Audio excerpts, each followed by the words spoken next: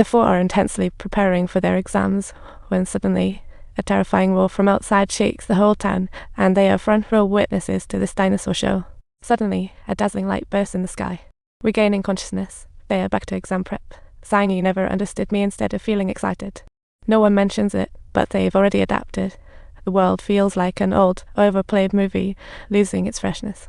After the steel mill explosion, the town transformed into a running gag. Time seems to have hit pause here, gifting everyone with a quirky perk of immortality, though for the elderly, it feels like the ultimate prank, as they are stuck in an 8-month pregnant woman shows no labor signs, like in a time freeze play. More absurdly, Xinsheng is high school bound, but stuck as a junior high student for over 10 years. But they look like middle schoolers. They've lived this same youthful life for over 10 years, all deciding to hit the replay button for their lifetime loop show. For a decade, they've endured this tedious routine. Some claim it's humanity's overexploitation drawing monstrous revenge. After the steel mill explosion, every exit in town was sealed by nature's wrath, leaving only these monotonous, tedious lives and endless boring days behind. People constantly seek thrills to numb themselves. Today, they are off to the port for trouble and fresh fun. From a 2-story height, they urge to jump. Xinsheng hesitates, considers calling police, but jumps anyway. A painful sensation from his calf spreads instantly through his body, as if saying, "Welcome to the endless loop." This repetitive life resembles mad karaoke. Each night, Dad and Uncle sing together at the steel mill dining table. Working at the steel mill, they sport the divine worker look, claiming we need steel to fix the cracks, but Dad knows that's just the surface story. The mill can already operate independently, they just come for a paycheck and to assert their presence. Xinsheng is annoyed by his dad's concern, as he's still treated like a teen. The next day, the girls have another shoe wars round.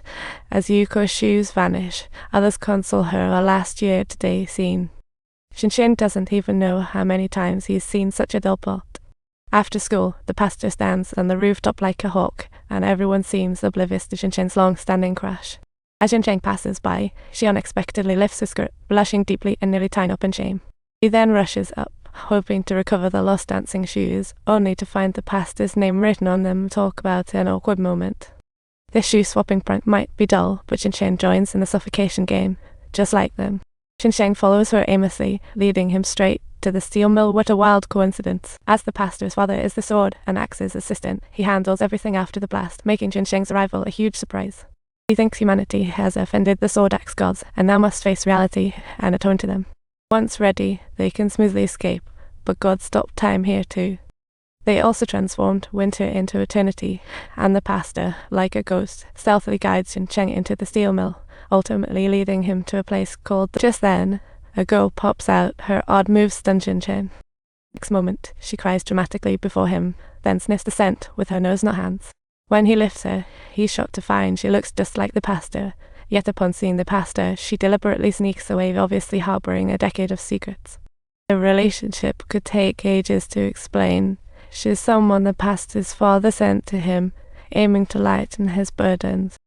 Because she looks like a girl, Xinsheng is drawn into this game, but he has no clue how she's connected to him. Honestly, there's no need to be surprised, because the pastor has known your feelings all along. For some reason, Xinsheng impulsively agrees, but later that night at home, he feels a twinge of regret when his mother asks him to take Grandpa into town for an investigation. Despite being 30 years old, the only adult privilege Xinsheng has is driving, since the elders here live like they've been yanked from the future. When Mrs. Yamazaki sees him, her family rejoices at her pregnancy.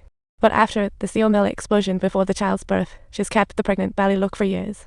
Maybe after escaping the town, the baby is born safely. That night, Dad reminisces with Xinsheng.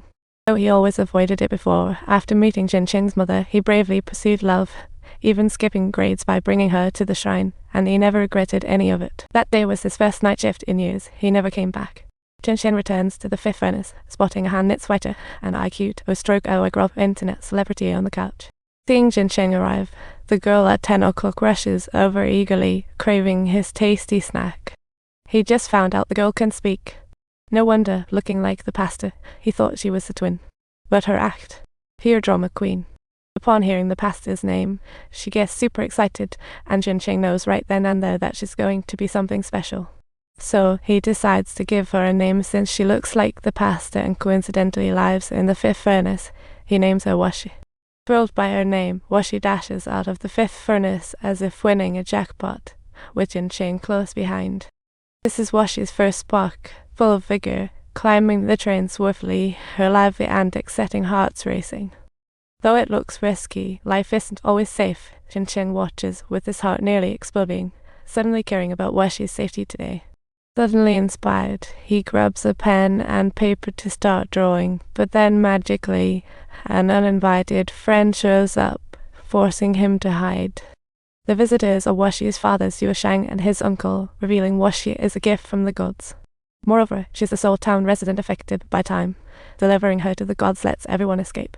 Times L, pound, a tilde divide by ada 3 o amount, times LO acute, a amount, acute, equal y acute, letter 3 ca o amount, a stroke there, acute, a amount, I, not sign or circumflex, Arabic letter 6b 1 pound 3 o amount, o u grove acute, letter 3 fc o tilde, acute, u grove acute, 11 o amount, micro yen, like HDZ, not sign, grove Chinese letter returns, a amount, letter 3 ca comes. Again, pound, net sign, totally wrong, she, a amount, letter 3 ca, clearly wrong, as she micro, letter 223, cooperate. Shin Chen just wants to help the girl escape, yet even if they leave, they can't run away from this boring town. While heading home, he bumps into Yuko and decides to chat with him for a bit.